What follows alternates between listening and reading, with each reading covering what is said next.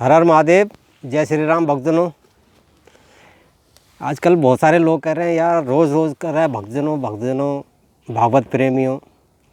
तो आप जितने भी भागवत प्रेमी हैं, आप मैं ये कहना चाहता हूँ आपसे कि मैं आपको क्या बोलूँ, या इन लोगों के कहने पे भीड़ बोलूँ, ये क्या बोलूँ। देखिए, अपनी अपनी सोच है। अगर आप हमारी ये बातें सुन रहे हैं, देख रहे हैं, तो आपको मैं एक बार फिर से जय श्री राम आप लोगों को। बहुत सारे लोग क्या बोलते हैं, भीड़ आई हुई है, और क्या है, सत्संग होते हैं तो भीड़ भीड़ भीड़ बोलते हैं। भैया, भीड़ होती है राजनीतिक रैलियों में, यहाँ भक्तों का रैला होता है। और आप लोगों को, जैसे आप, मैंने पहले भी आपको बताया था मंथन में, कि जो नौ दुर्गे की पूजा है ये क्या है, मैंने आपको पहले बताया था। आप सबसे छोटी भक्ति श्रवण कुमार से लो, क्योंकि उनके दिल में कोई पाप नहीं था।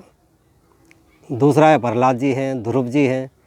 आप आइए, एक छोटा सा उदाहरण आपको देता हूँ जो आप हमेशा करते आए हो। आप रामलीला देखते हो, सुनते हो।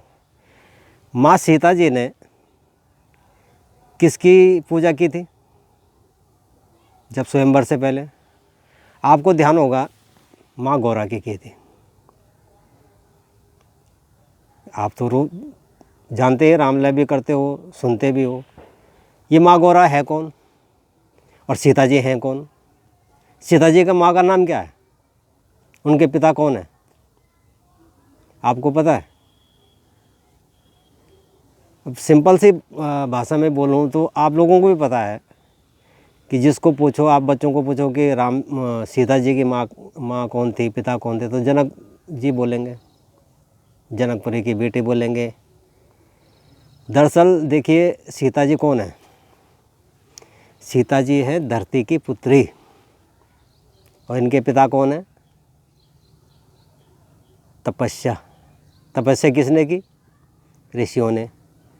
आपको पता है ना, जब रावण ने किसको भेजा था, अपने दूतों को भेजा था, जाओ ऋषियों से कर मांग के लाओ।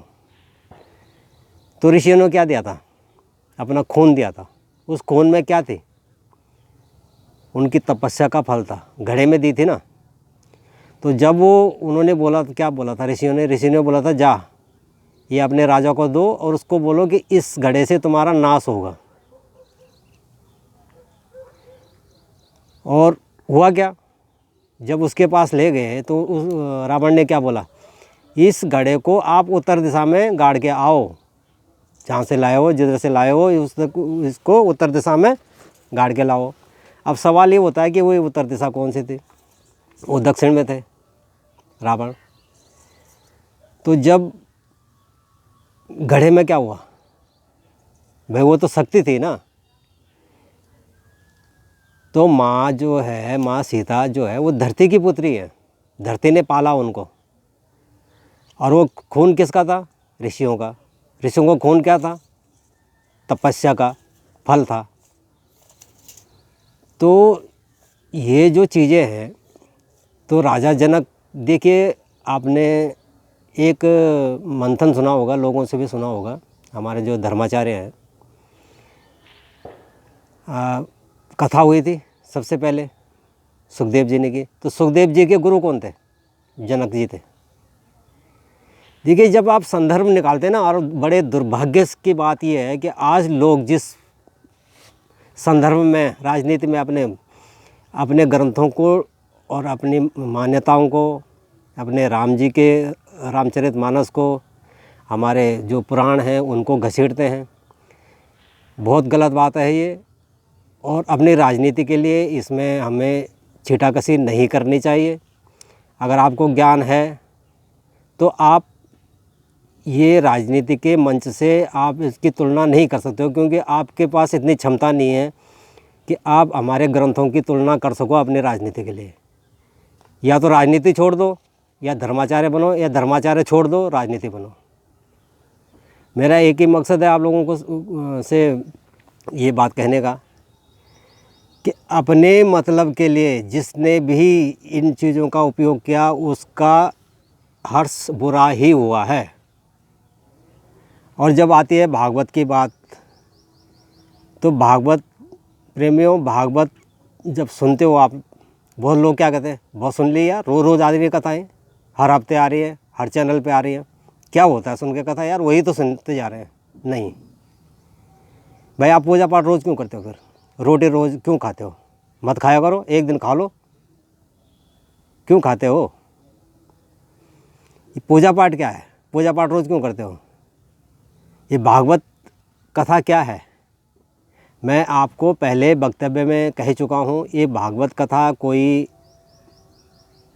बहुत छोटी सी चीज़ नहीं है, ये बहुत बड़ी तपस्या है, बहुत बड़ा त्याग है। और ये उसी के भाग में होता है जो इसको दिल से सुनता है, जिसके दिल में कोई पाप नहीं होता है।